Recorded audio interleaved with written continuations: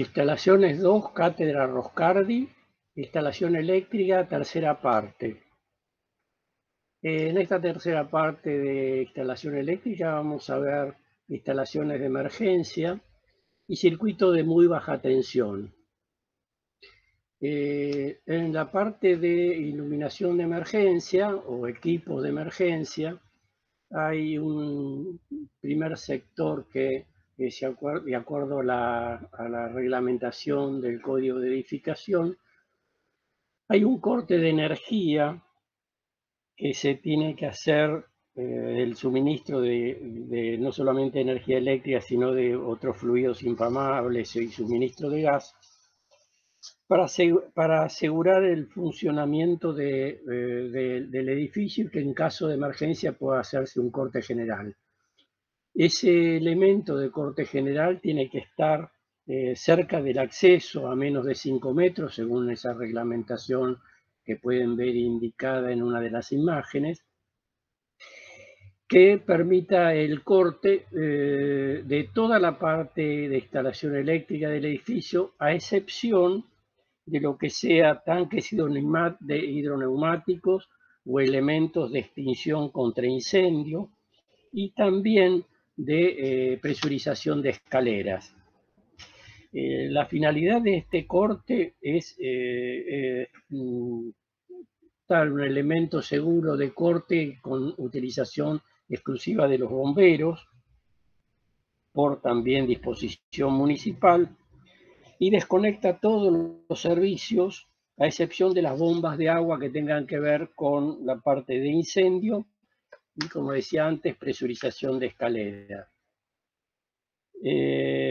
Esa ubicación de este tablero de corte general, que decíamos está a menos de 5 metros, cerca de la entrada, en un lugar visible, de libre acceso por parte del personal de bomberos, ubicado entre una altura de 40 centímetros y 2 metros, con las leyendas que digan de uso exclusivo de bomberos. Ese tablero tiene los elementos de corte, el seccionador de corte, como en una de las imágenes posteriores van a ver, el que tiene las fases y el elemento seccionador de abierto y cerrado, y de un material resistente, sintético, y generalmente de policarbonato o poliéster. Está cerrado con cierre para utilización exclusivamente de los bomberos, y tiene un dispositivo de corte tetrapolar, ¿no? De la capacidad que es superior, la capacidad de ese dispositivo de corte, de capacidad superior a la demanda total del edificio. Después de este elemento de corte general,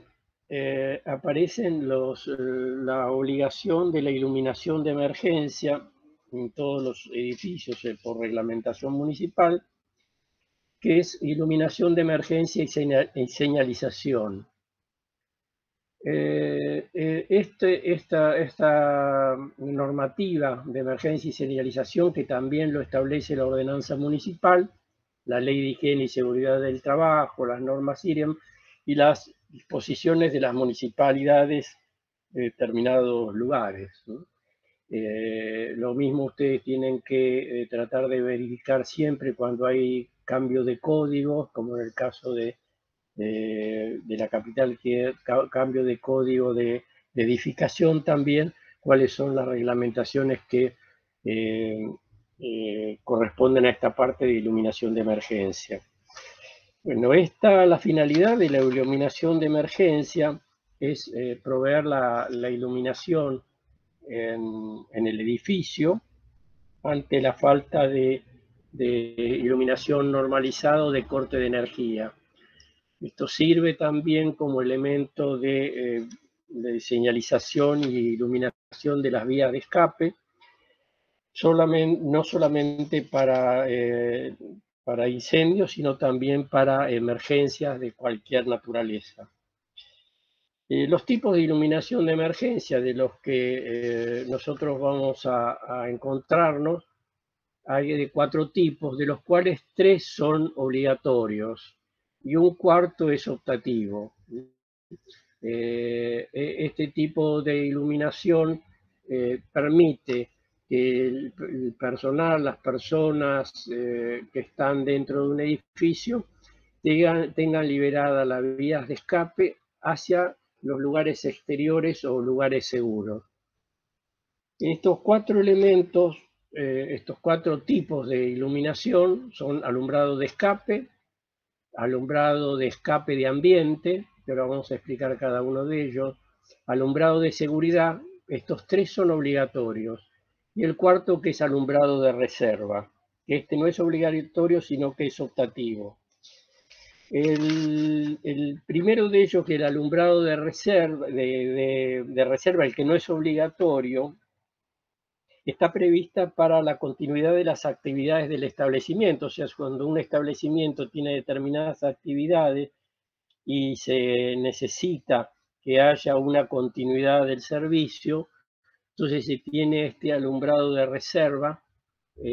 para permitir determinadas tareas o determinadas tareas que permitan la finalización de lo que se está realizando.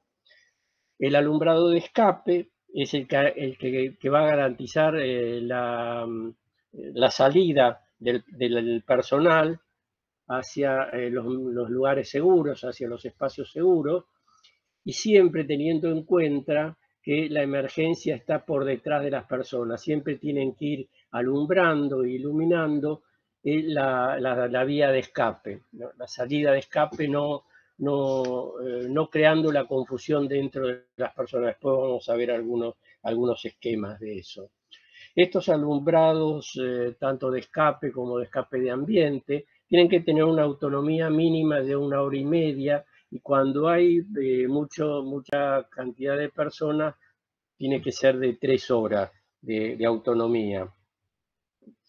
Tiene que permitir una evacuación rápida de todas las personas que están dentro de los recintos o dentro del edificio. En tanto que el alumbrado de escape de ambientes, cuando determinados lugares, determinados ambientes, por sus dimensiones,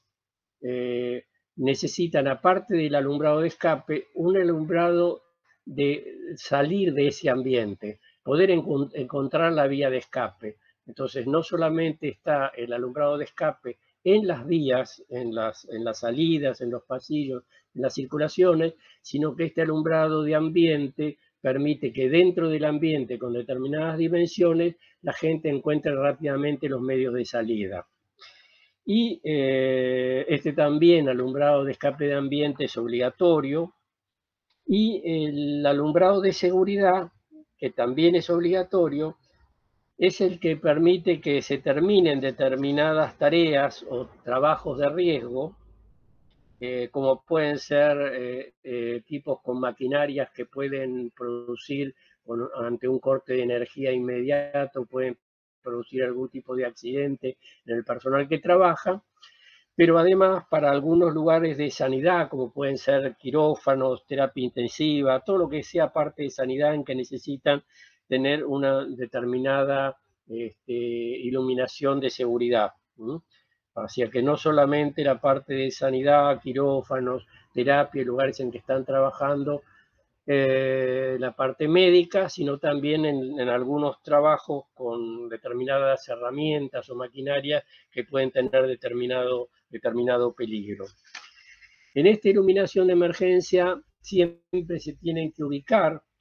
en los lugares de conflicto. Por eso en algunos esquemas que vamos a ver en una imagen en que están varios esquemas, están no solamente las circulaciones, sino los puntos de encuentro de esas circulaciones,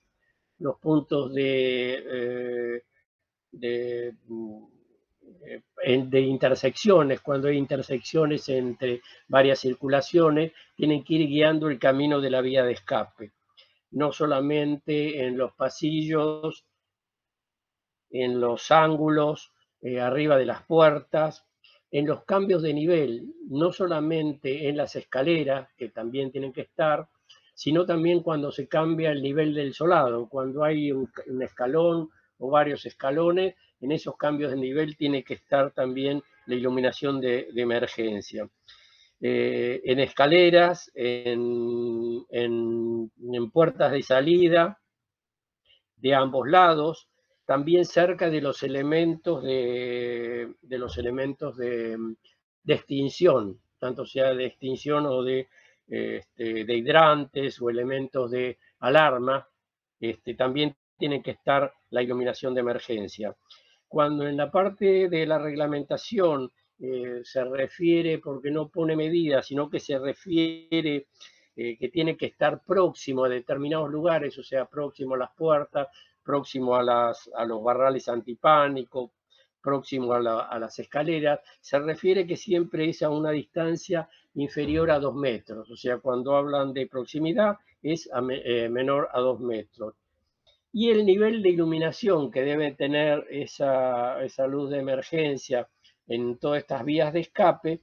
no tiene que ser menor a 15 o 20 lux del nivel de piso terminado. Hay algunos lugares en que también se pide que en la parte de escaleras y cruces,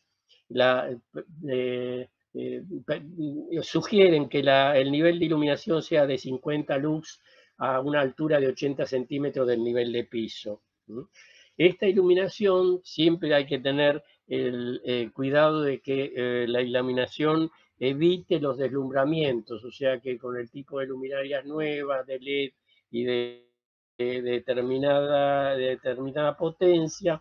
estén dirigidas en forma indirecta y no en forma directa, que puedan encandilar o deslumbrar a la persona que está en la vía de escape. Los equipos que normalmente se utilizan pueden ser del tipo autónomos o del tipo no autónomos. En el de tipo autónomo, la luminaria tiene su propia batería. Estas las particularidades de estos elementos es que los elementos autónomos tienen ventajas sobre los permanentes o no autónomos, porque los no autónomos generan elementos de mantenimiento que tienen que estar permanentemente verificando cómo están funcionando la iluminación. Y cuando una de las iluminaciones tiene las baterías que no lo atienden bien, pueden tener inconvenientes el resto de la iluminación. Mientras que los autónomos, cada luminaria tiene incorporada su propia batería, en caso de un inconveniente o falla, solamente queda inactiva esa luminaria y no todo el resto. Lo mismo tienen los inconvenientes, las diferencias entre ventaja y desventaja entre los autónomos y los centralizados,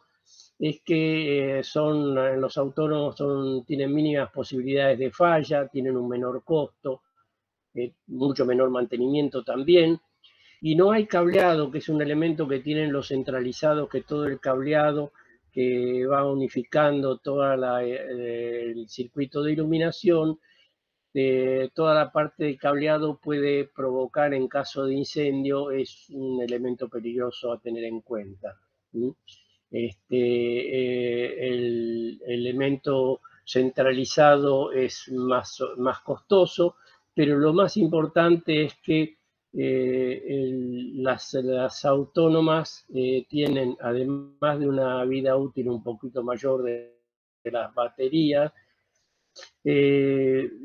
no fallan, ante una falla no altera el funcionamiento de la totalidad de los circuitos. Así que uno tiene que evaluar cuándo conviene tener un sistema centralizado o un sistema autónomo, y teniendo en cuenta que el encendido de estas luminarias es automático y tiene que efectuarse el encendido en forma inmediata y a menos de 5 segundos en general en el momento de la actuación. Los tipos de equipos de los autónomos que van a ver en algunas imágenes están los fluorescentes o con luminarias halógenas, ¿no?, que están utilizadas en espacios más grandes, ¿no?, las halógenas con una o varias lámparas, las fluorescentes que vienen con la batería incorporada también. A estos circuitos hay que en este momento también hay muchos modelos de iluminación individual, muchos muy modernos y muy variados. Lo que sí tienen que tener en cuenta es que estos circuitos van a tener un circuito único que va a estar atendiendo a cada luminaria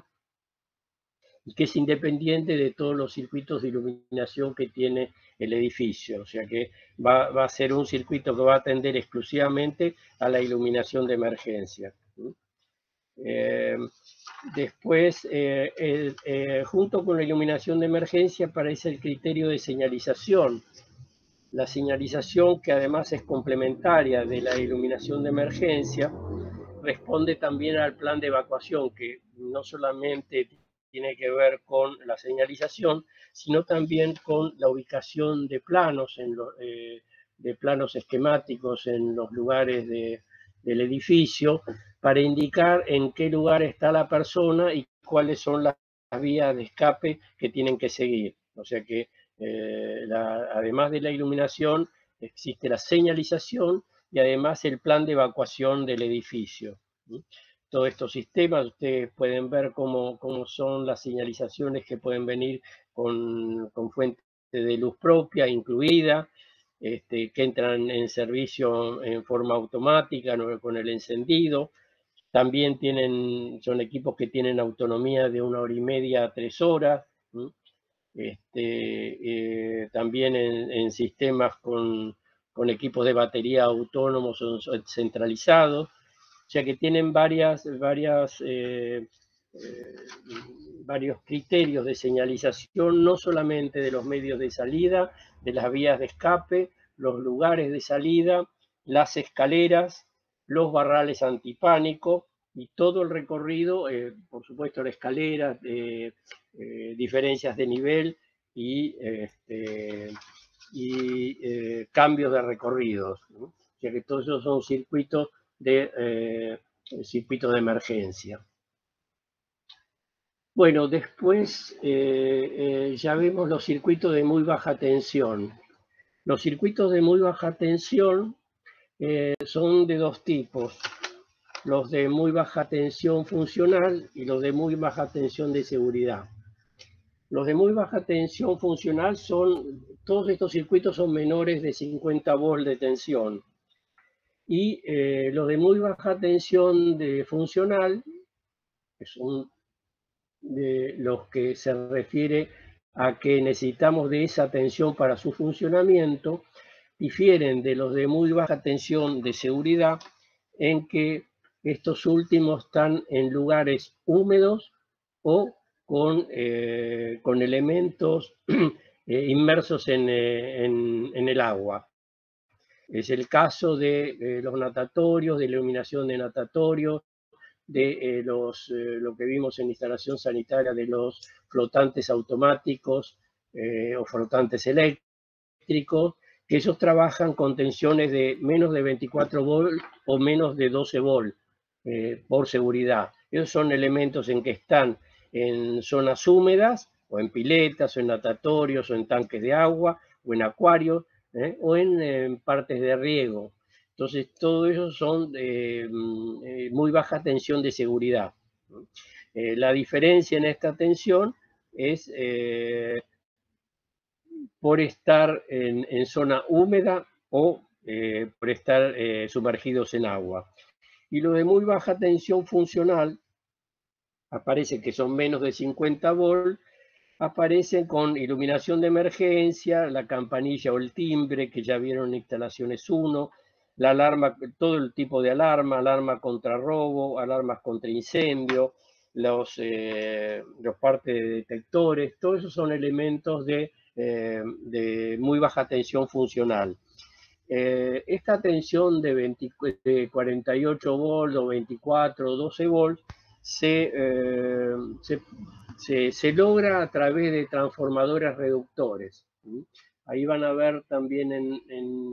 una primera imagen en que están diferenciados los circuitos de muy baja tensión funcional y los de seguridad con las características que tienen, la cantidad de bocas y para qué sirven cada uno de ellos. Pero lo que tienen es un transformador reductor. Eso va por un lado, a reducir la tensión a los 48 volts o menos de 50 volts que necesitamos, o 24 o 12 volts, y algunos de ellos, como es el caso del portero eléctrico o el portero visor, pueden tener, además del transformador, pueden tener un elemento para transformar la corriente continua, la corriente alterna en continua. Entonces, la parte de voz que van a tener el portero visor o el portero eléctrico va a trabajar con corriente continua. O sea que después vamos a ver a cada uno de ellos un poquito más. Pero todos esos sistemas de alarmas, detectores, portero eléctrico, portero visor, iluminación de emergencia, son todos circuitos de muy baja tensión funcional. Después vemos ahí una imagen de un sistema de circuito de alarma contra robo, en que tiene, aparte de todo el circuito de detectores de movimiento, aparece una central en la que tiene sensores magnéticos y sirenas que van a tener elementos visuales y elementos sonoros, ¿no? Y esos circuitos van a tener la complejidad, esa centralita va a tener la complejidad de lo que tengan cada uno de los sensores, que pueden ser sensores internos o también sensores externos. Eso es uno de los circuitos de muy baja tensión funcional. Después aparecen los sistemas de alarma contra incendio, en que ustedes ven una central inteligente de incendio, van a ver estaciones manuales para poder dar la alarma en caso de emergencia, elementos de control, monitores que puedan visualizar todos los circuitos que se arman, y los sensores, que van a ser sensores térmicos o sensores de humo, que son sensores de temperatura también, diferentes tipos de sensores. Hay barreras infrarrojas, detectores de gases, detectores de humo, detectores de temperatura. Todos esos van a ser ubicados en distintas partes del edificio, van a responder a ese panel inteligente o panel de incendio y al monitoreo que se pueda hacer. Después, en la parte de prevención y detección contra incendio, aparecen la parte preventiva del sistema, de cómo hay que tener en cuenta en la parte preventiva lo que son las instalaciones térmicas y las eléctricas, y en el caso de usos de inflamables o determinados edificios en que tienen determinados riesgos, o con almacenamiento de elementos inflamables o de determinada capacidad, van a tener que tener, de acuerdo a eso, determinadas instalaciones y detectores para poder tener seguridad dentro del edificio, tanto en la parte térmica como eléctrica como inflamable. Además de la parte de prevención, aparece de iluminación y señalamiento de emergencia, como vimos, también grupo electrógeno, que el grupo electrógeno es un tema que vamos a ver también en otra teórica aparte, que es lo que da energía al edificio ante un corte de corriente. Después, la parte de colores que se utilizan en la parte de prevención, con la parte de salida en colores verdes, todo lo que sea salida o escape, todo lo que está prohibido en color rojo, y la parte de prevención en color amarillo. O sea que esos van a estar toda la la información en los medios de salida y en las rutas de emergencia van a tener los colores con respecto a esta particularidad. Después vemos algunos de los tipos de señalización que se utiliza, en tanto las escaleras en la parte de riesgo eléctrico o elementos donde haya media o alta tensión, toda la parte de rutas de evacuación que veíamos antes, la parte de extinción, de extintores o extinción contra incendio, que puede ser la parte de matafuegos y también la parte de hidrantes, que también están señalados donde están los hidrantes con las mangueras de los sistemas de agua. Después a eso se complementa con los planos que comentaba antes, que son los planos de ubicación, de dónde están las personas, en qué punto del edificio y cuál es la ruta que tienen, ¿no? Otro de los elementos de la detección que son los avisadores para dar las alarmas, cómo se colocan, que son los avisadores manuales, y la reglamentación fija las distancias que tienen que tener 20 o 30 metros dentro de las circulaciones y con las tensiones con las que trabajan. Después aparecen los tipos de detectores de humo, detectores de gases, de llama, los térmicos o de temperatura, los infrarrojos, y también la normativa dice a qué altura se deben colocar, bajo cielo raso, no más de 4 metros de altura del nivel de piso, para que poder tener efectividad y rendimiento los detectores. Después en los planos con las vías de evacuación que decíamos antes, en algunos casos, y de acuerdo al edificio, la reglamentación de bomberos puede exigir que haya un ascensor dentro de la batería de ascensores, depende de la población que tenga el edificio, la función que tiene. Puede incluir que alguno de los ascensores, que es lo que se llama ascensor tipo camillero, es ascensor de emergencia, que es para uso de bomberos también, y que ese ascensor esté conectado con el grupo electrógeno, o sea que ante un corte de energía, ese ascensor pueda funcionar para un caso de emergencia y para el traslado de camillas. Los hidrantes, como decíamos antes, para las mangueras para los sistemas de agua, y las centrales de seguridad, que son los recintos donde están todo el monitoreo de todos los sistemas de evacuación y los sistemas de incendio que puede tener el edificio. Después hay algunos ejemplos que le mostramos de sistemas de prevención, como pueden ser los rociadores automáticos o rociadores o sistemas que algunos llaman sprinkler, son un sistema de lluvia que se puede ubicar en determinado tipo de edificio, local o uso que tengan, en algún tipo de cochera, según lo que diga la dirección de bomberos, se pueden colocar estos rociadores con un circuito de distribución, con un circuito de agua,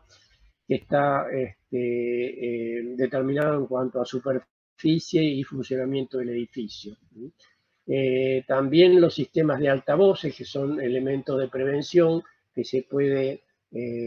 utilizar dentro del edificio, no solamente con la parte lumínica, sino también con la parte sonora. Y todos los distintos sistemas que se pueden utilizar en forma combinada, o sea, parte de detectores, parte de extintores, parte de rociadores, equipos de comunicación de altavoces, o sea, todos esos circuitos se pueden usar en forma unificada o en forma combinada. Y después hay algunos ejemplos ahí de tipos de protección contra incendio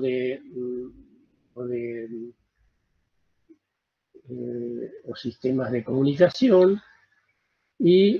después algunas referencias de cómo se indican en la parte de plano y señalización, cómo se determina cada tipo de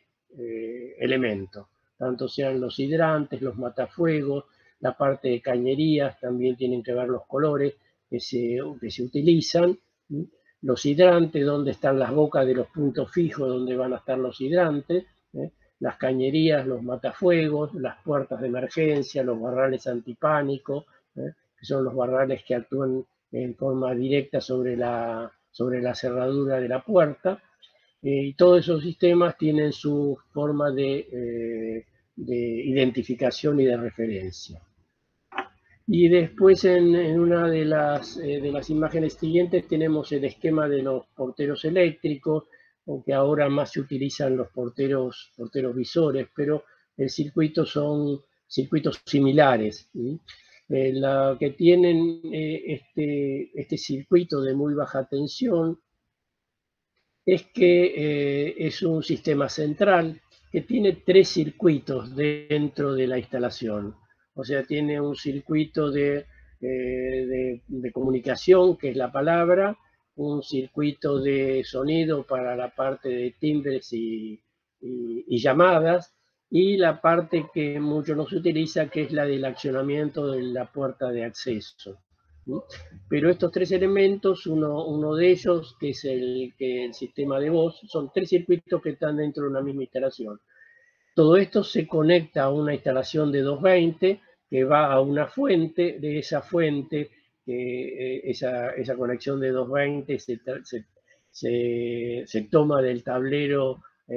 principal de servicios generales. De esa va a una fuente, esa fuente va a tener el transformador y va a tener también un rectificador. Esa fuente va a tener un rectificador, como les comentaba antes, para transformar la corriente alterna en corriente continua para el circuito de palabra, el circuito de comunicación de la voz del microteléfono. Después van a tener cajas de derivación cada 2 pisos aproximadamente, y después de ahí esas cajas de derivación o cajas de pase, que pueden ser de 10 por 10 o por 20 por 20, y ahí van a salir las derivaciones a los usuarios. Cada 2 pisos como máximo se pueden colocar las cajas de pases o de derivación, y con no más de 5 o 10 derivaciones por cada caja. Después el circuito de portero visor, que tienen un esquema ahí, también va a tener la fuente puede estar en el mismo aparato, en el acceso, en la puerta de acceso, o puede estar cerca del tablero o en un lugar cerca del tablero de servicios generales o del tablero seccional. Después tienen ahí unos esquemas de cómo funcionan estos circuitos, que va el circuito de los amplificadores, el circuito de las plaquetas de imagen y la de los microteléfonos. Todos esos circuitos que van a la fuente, y de la fuente van a la conexión de energía de 220 o a los transformadores que tiene cada instalación. Después los circuitos de sensores y automatización, que son los circuitos que también, estos son muy baja tensión, pero ya de seguridad, porque trabajan en la automatización de grifería o sistemas con agua. Aquí son muy baja tensión de seguridad. Hay muchos de estos elementos nuevos para el ahorro energético, para el ahorro de agua y utilización en lugares públicos. Y también están los sistemas estos de sensores y ubicación en piletas o natatorios, y en sistemas de riegos también. Todos estos son los que trabajan con tensión de menor a 12 volt por seguridad, porque están incluidos en agua o en zonas muy húmedas. Y también entran dentro de este grupo los que tienen la parte de riego y riego automático, automatización de riego, que tienen también su tablerito seccional con interruptores termomagnéticos, interruptores diferenciales para el accionamiento no solamente de la parte automática del servicio, sino también para la parte del manejo de las bombas que alimentan el circuito de riego automático. Después, lo que no está indicado en estos esquemas, pero que también entra dentro de esto que llamamos muy baja tensión, el circuito de telefonía. El circuito de telefonía es una instalación que ingresa al edificio de acuerdo a la empresa distribuidora. Nos exigen el ingreso de una cañería hasta la planta baja o el subsuelo, y en la planta baja del subsuelo va a haber lo que se llama una caja o armario de cruzada, donde van a entrar todos los pares telefónicos que entran al edificio. De ese armario o caja de cruzada, en forma similar a lo que teníamos en el portero eléctrico, aparecen cajas de derivación o cajas de pase en todos los pisos o cada 2 pisos, y de ahí van a salir las derivaciones a cada usuario. O sea que del acceso de la compañía van al subsuelo o planta baja, un armario o caja de cruzadas donde entran todos los pares telefónicos. Esos pares telefónicos se derivan por una montante con cañería que son de los montantes de 1 pulgada, mínimo de 1 pulgada, y las derivaciones de 3/4 de pulgada, y de ahí van a las cajas de pase que están en los pisos intermedios, y de las cajas de pase o cajas de derivación van a las bocas de los usuarios. En un sistema similar a este del de telefonía, también puede existir en un edificio un sistema de circuito cerrado de televisión, que se llama CCTV, que es circuito cerrado de televisión. También puede haber un sistema de televisión por cable, que entra también desde una compañía de cable, también con cajas de derivación, con cajas de pase. Una aclaración importante es que cada una de estas instalaciones que vimos son instalaciones independientes,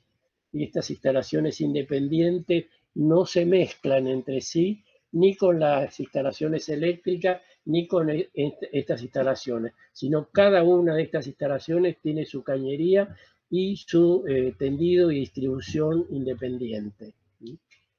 Así que después puede haber el sistema de televisión por cable o antena colectiva de televisión, pero siempre funcionan en una manera similar a esa distribución que vimos como el portero eléctrico o la telefonía. Bueno, después tienen en la última imagen van a tener también, como siempre, la bibliografía para que puedan consultar. Gracias.